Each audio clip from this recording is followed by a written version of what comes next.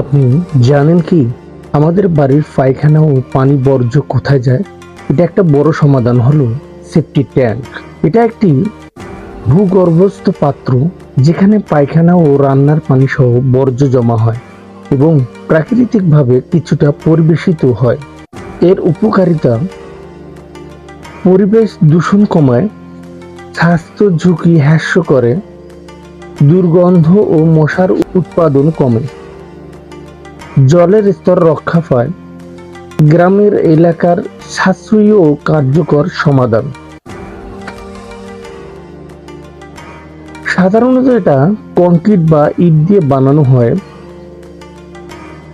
ভিতরে দুটি চেম্বার থাকে যেখানে কঠিন ও তরল বর্জ্য আলাদা হয়ে যায়। নির্দিষ্ট সময় পর পর ময়লা পরিষ্কার করতে হয়।